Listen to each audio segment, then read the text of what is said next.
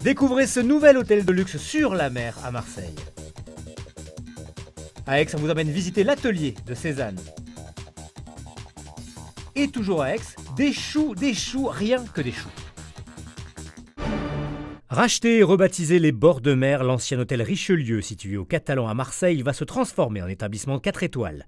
Avec une vue panoramique et imprenable sur la mer, l'hôtel va proposer 19 chambres de luxe entièrement tournées sur la mer, un restaurant avec rooftop, un spa et 2 piscines. Nous, quand on a visité l'ancien Richelieu pour la première fois, ce qui nous a tout de suite séduit, c'est cette ouverture totale sur la mer. À l'époque, l'hôtel n'était pas totalement tourné sur la Méditerranée. On a refait les différents niveaux, la réorganisation et la distribution pour que dans chaque pièce, on puisse voir la mer. En fait, c'est vraiment l'idée de recréer une atmosphère des bords de mer. L'hôtel est intégralement tourné sur la Méditerranée, sur les îles du Frioul. Donc, l'ensemble des pièces de l'hôtel et des chambres est tourné vers la mer et la décoration extrêmement claire, en bois naturel, encore une fois pour s'effacer devant le bleu de la Méditerranée. C'est un hôtel de ville, c'est un boutique hôtel. Nous avons 19 chambres, un restaurant, un bar sur le toit, un spa avec une piscine en sous-sol, une piscine sur les toits de l'hôtel et chaque chambre a un balcon ou une terrasse. L'établissement Les Bords de Mer devrait ouvrir ses portes début décembre. Il est déjà possible de réserver des chambres sur le site internet. C'est une étape incontournable sur les pas de Paul Cézanne. L'atelier du peintre voit le jour en 1901 grâce à une somme d'argent que ce dernier reçoit au décès de sa mère. Après une année de travaux, l'impressionniste a transformé les lieux en laboratoire de la peinture. Quand il a fait construire cet atelier, à la base, en fait, il y avait un vieux corps de ferme qu'il a rasé. Il savait exactement ce qu'il allait faire. Donc, un très grand atelier, hein, vous avez 50 mètres carrés, 5 mètres de haut entre le plafond et le sol. Les murs, à l'origine, étaient blancs et c'est Cézanne. Il a mis 5 semaines afin de réaliser ce gris en mélangeant du bleu outre-mer, du blanc, du noir et de l'ocre. Pourquoi le gris? Parce que ça absorbe en fait les reflets du soleil.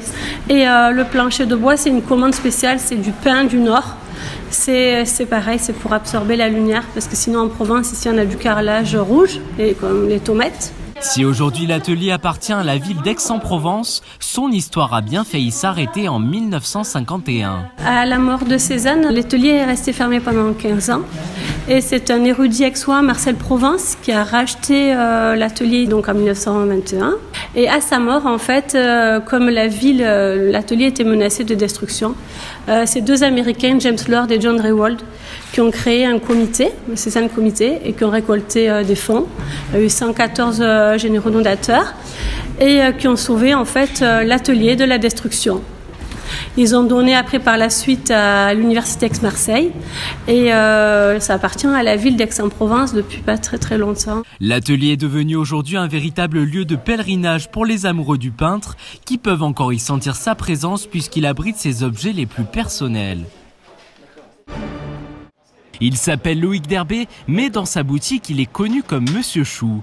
Depuis 3 ans à Aix-en-Provence, le pâtissier sublime le chou à la crème que l'on connaît tous. Du tout maison avec une pointe d'originalité, en passant par des produits naturels et de qualité, ce dernier a rapidement étendu le concept de la petite pâtisserie française au salé avec une formule déjeuner. Un client sur 2 rentrant dans notre boutique nous demandait du salé.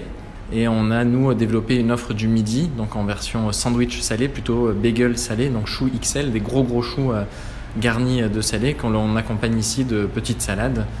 Et on a développé aussi une offre donc complémentaire avec des cakes maison. En ce moment, on a des cakes tomates, basilic et cakes aux olives. On retrouve également un croque-monsieur chou, jambon de Parme. Et on a donc, c'est tout nouveau aussi, un chou chaud, donc c'est un chou garni de crème au fromage que l'on fait chauffer et que l'on va accompagner tout bientôt avec le froid qui arrive de soupe. Plus qu'une boutique, Monsieur Chou s'est tourné vers l'événementiel et la livraison. On a quasiment 70 à 80% de notre activité qui est basée sur de l'événementiel, donc on travaille avec beaucoup de traiteurs de la région déjà, énormément de mariages, baptême, communion, anniversaire, toute forme de réception, traiteur également. On fournit des coques vides prêtes à garnir ou on les fournit complètement garnies et on fait de la livraison donc dans le secteur de la région et on propose également de la livraison chronofresh via des transporteurs partout en France. Depuis le 29 septembre dernier, production et vente sont centralisées au 42 Cours Sextus avec un projet de franchise à l'international pour une ouverture en Géorgie en début d'année prochaine.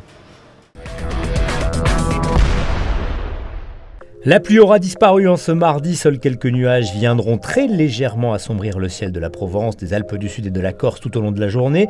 Mais les températures nous montrent que l'on est bel et bien entré dans l'hiver. 0 à Digne, 2 à Manosque, 4 à Aix et Arles, 6 à Marseille le matin.